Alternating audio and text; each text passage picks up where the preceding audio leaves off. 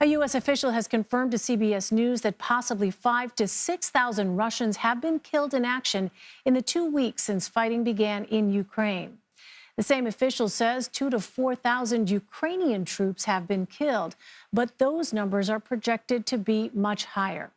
Meanwhile, there is global outrage after a Russian airstrike hit a maternity hospital in Mariupol. The White House says it was a, quote, barbaric use of military force against innocent civilians. Ukrainian officials say at least 17 people were wounded.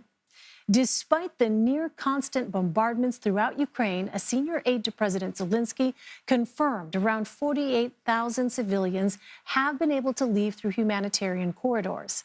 CBS News foreign correspondent Ian Lee joins me now for more. So, Ian, why is it that we see the Russians keep announcing these ceasefires while then proceeding to bomb civilian areas?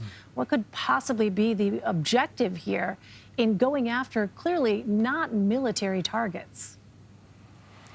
Yeah, Elaine, this is a tactic that we saw Russia and their allies in Syria use as well, targeting hospitals, apartment buildings, and evacuation routes to cause mass casualties and strike fear in the population. The Kremlin hopes to bombard them into submission. And today was just as horrific in Mariupol, which was supposed to have a ceasefire between 9 a.m. to 9 p.m. to get civilians out. Well, instead, a suspected Russian bombing destroyed a maternity and children's hospital. Ukrainian officials, as you said, say that 17 people were injured, but more could be trapped in the rubble. In the aftermath, you could see injured pregnant women being evacuated. And just hours before the attack, a Russian spokesperson is reported to have said the hospital was being used by Ukrainian fighters and insisted there weren't any women or staff in the complex. Well, as we have seen, there were.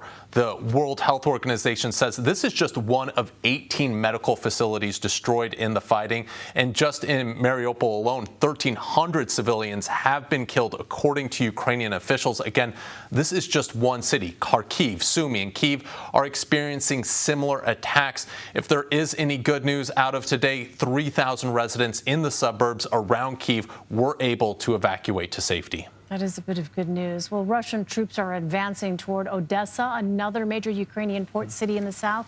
Ian, why is the city so significant, and how have residents been preparing for an attack?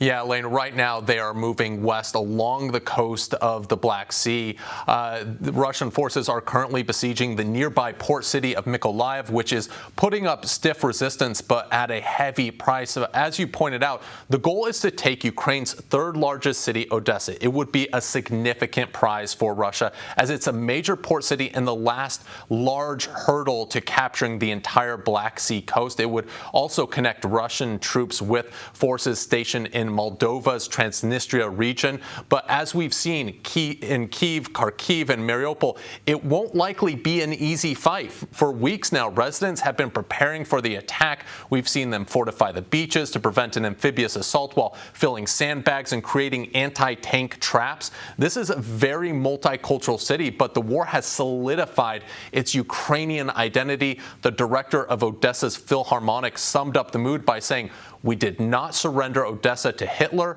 and we will not surrender it to anyone else." Remarkable to see their spirit. Meanwhile, the White House warned Wednesday that Russia could use chemical or biological weapons in Ukraine to create a false flag operation. Ian, can you explain more about this?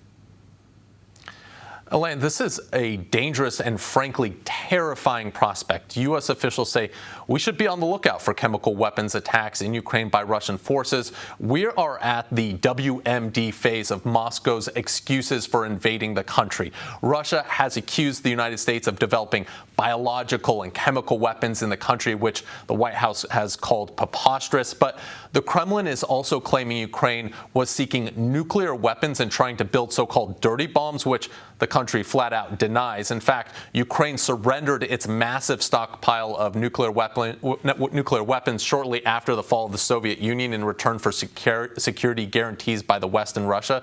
But this is, again, a playbook we've seen from Moscow before. Russia has poisoned dissidents. It's supported the Syrian regime's use of chemical weapons on its own people. So there's a real fear that Russia, frustrated and bogged down, could resort to gassing Ukrainians. You know, it's interesting, Ian, at the same time, you have diplomats from both Russia and Ukraine scheduled to resume negotiations in Turkey on Thursday. Given what you just laid out, given what we are hearing from the White House about potentially the next phase in this, what can we actually expect to come out of that meeting? Yeah, this is the highest level negotiations since the war began. The foreign ministers of both Ukraine and Turkey have arrived, or Ukraine and Russia have arrived in Turkey for the talks. But, expectations are low. They'll likely discuss establishing more humanitarian corridors to help civilians flee the fighting. We might hear Russia's demand again to end the war.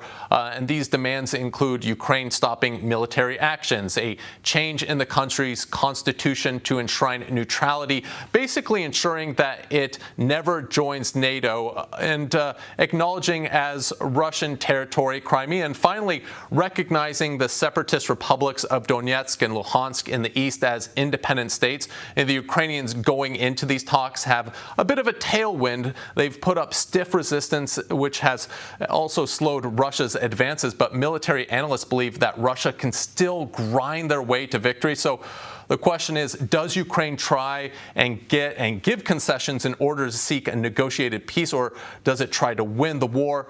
It seems, at least for now, it's choosing the latter. Elaine? It's hard to imagine, given what we have seen, the direct targeting of civilians and a maternity hospital and other medical facilities, that Russia would be negotiating in good faith. Ian Lee, Ian, thanks very much.